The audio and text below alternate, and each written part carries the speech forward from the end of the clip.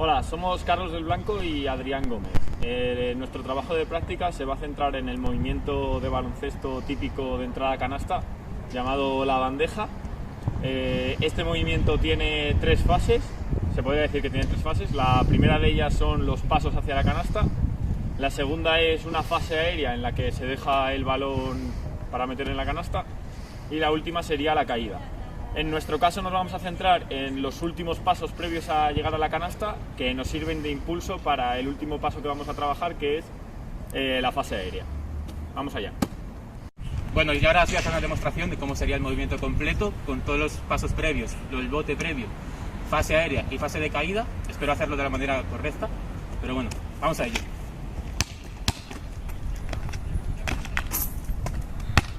Bueno, y aunque no lo parezca, lo he hecho la primera, aunque no sea mi fuerte. Ese sería el movimiento completo y vamos ahora a analizar todos los movimientos que tiene este gesto. Es necesario decir que este ejemplo que acabamos de ver de Adrián se ha hecho la entrada a canasta desde el lado derecho. Si se hiciese la entrada por el lado izquierdo, los movimientos serían contrarios. ¿Esto qué quiere decir? Que, por ejemplo, en la entrada a canasta, por el lado derecho tú tienes que proteger el balón por el lado derecho. Si lo hicieses desde el lado izquierdo, la protección de balón sería desde el lado izquierdo.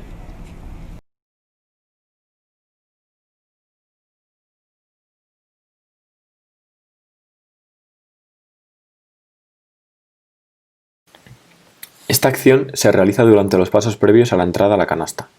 El balón se protege en el lado más alejado de la canasta para así evitar que el jugador del equipo contrario pueda quitártelo. El balón se lleva sujeto con las dos manos. En este gesto se pueden observar varios movimientos distintos, los cuales vamos a dividir por ejes y planos. En el eje vertical, plano transversal, en primer lugar, en la columna cervical, existe una rotación para poder mirar a la canasta gracias a la acción de varios músculos. Por un lado están el esternocleidomastoideo, el trapecio superior y los escalenos. Todos ellos actúan del lado contrario al que se realiza la rotación. Por otro lado, el largo de la cabeza y del cuello actúan del lado al que se realiza la rotación. En este movimiento participa también la musculatura profunda de la nuca. Además, se puede observar una rotación dorsal hacia el lado contrario de la rotación cervical, donde actúan, todos ellos de forma unilateral, el oblicuo externo del lado contrario hacia el que se realiza la rotación, el oblicuo interno del lado al que se realiza la rotación y los rotadores y multífidos del lado contrario hacia el que se realiza la rotación. En el hombro izquierdo nos encontramos con una rotación interna en el cual actúan el pectoral mayor, el dorsal ancho, el deltoides anterior, el subescapular y el redondo mayor. Y por último, en este eje vertical nos encontramos con una aducción horizontal en el hombro izquierdo en el que actúan el dorsal ancho, el pectoral mayor, el redondo mayor, el coracobraquial, el tríceps y el bíceps.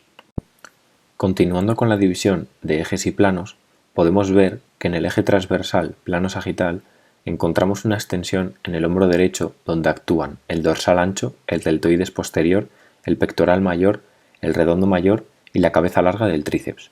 También existe una flexión en ambos codos, donde actúan el bíceps braquial, el braquial anterior, el braquiorradial y el pronador redondo. Las rodillas también se encuentran flexionadas gracias a la acción de los isquiosurales, el grácil, el sartorio, el gastrocnemio y el popliteo.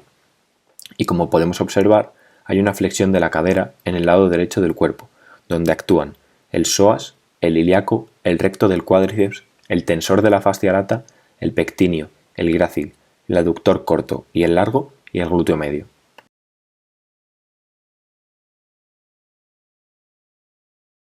El siguiente paso sirve para coger el impulso necesario para la siguiente fase, la aérea.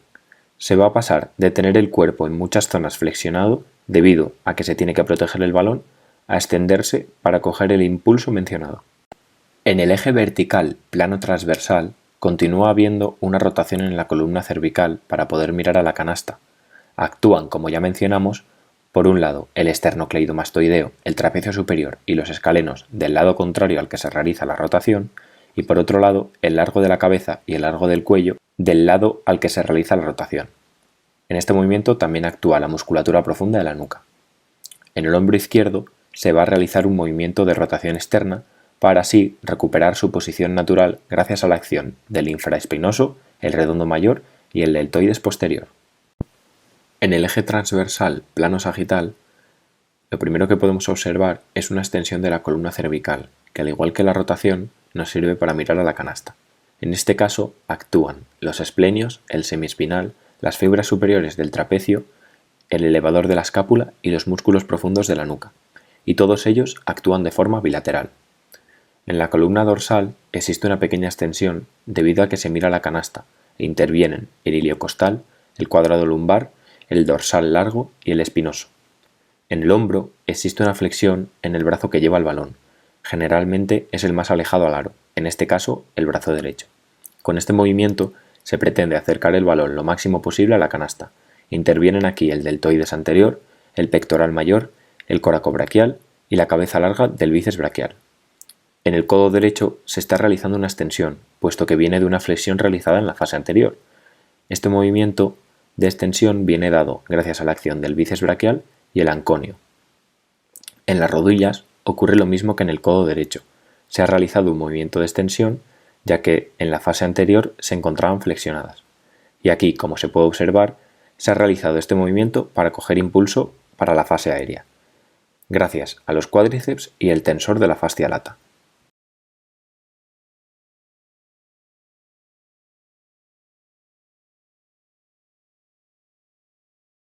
En esta fase se intenta acercar el balón lo máximo posible a la canasta con la ayuda del impulso de la fase anterior. En el eje vertical plano transversal, en la columna cervical, nos encontramos una rotación para poder mirar a la canasta gracias a la acción de varios músculos. Por un lado actúan el esternocleidomastoideo, el trapecio superior y los escalenos del lado contrario al que se realiza la rotación. Por otro lado, el largo de la cabeza y del cuello actúan del lado al que se realiza la rotación. También actúa la musculatura profunda de la nuca. También existe una rotación dorsal hacia el lado contrario de la rotación cervical, donde actúan de forma unilateral el oblicuo externo del lado contrario al que se realiza la rotación, el oblicuo interno del lado hacia el que se realiza la rotación y los rotadores y multífidos del lado contrario hacia el que se realiza la rotación. En el eje transversal plano sagital existe una extensión de la columna cervical que, al igual que la rotación, nos sirve para mirar la canasta. Actúan de forma bilateral los siguientes músculos: los esplenios, el semiespinal, el trapecio, las fibras superiores, el elevador de la escápula y los músculos profundos de la nuca. En el hombro existe una flexión en el brazo que lleva el balón, que generalmente es el más alejado al aro, en este caso es el brazo derecho. Con este movimiento se pretende acercar el balón lo máximo posible a la canasta. En este caso intervienen los siguientes músculos: el deltoides anterior, el pectoral mayor, el coracobraquial y el bíceps braquial en su cabeza larga. En el hombro izquierdo se realiza una extensión debido a la acción del dorsal ancho, el deltoides posterior, el pectoral mayor, el redondo mayor y el tríceps en su cabeza larga. Se da una extensión en la muñeca que lleva el balón para acercarlo lo más cerca posible al aro, gracias a la acción del extensor radial largo del carpo, el extensor radial corto del carpo, el extensor cubital del carpo y el extensor del índice. En el codo derecho se sigue realizando una extensión. Este movimiento viene dado gracias a la acción del tríceps braquial y el anconio. Dependiendo de la técnica individual de cada uno, se va a realizar una flexión de cadera y de rodilla de la misma pierna, en este caso de la izquierda, y una extensión de la cadera y rodilla del lado contrario, en este caso el derecho. La flexión de cadera se realiza gracias al psoas, el resto del cuádriceps, el tensor de la fascia lata, el pectíneo, el grácil, el aductor corto y largo, el glúteo medio y el ilíaco. La extensión de cadera se realiza gracias al glúteo mayor, los isquiotibiales y el aductor mayor. La flexión de rodilla se realiza gracias a los isquiosurales, el grácil, el sartorio, el gastrocnemio y el popliteo. La extensión de rodilla se realiza gracias al cuádriceps y el tensor de la fascia lata. Por último, se da una flexión plantar en ambos tobillos, debido al impulso tomado en la fase anterior, donde actúan el gastrocnemio, el sóleo, el tibial posterior, el peroneo largo, el peroneo corto, el flexor largo de los dedos y el flexor largo del primer dedo.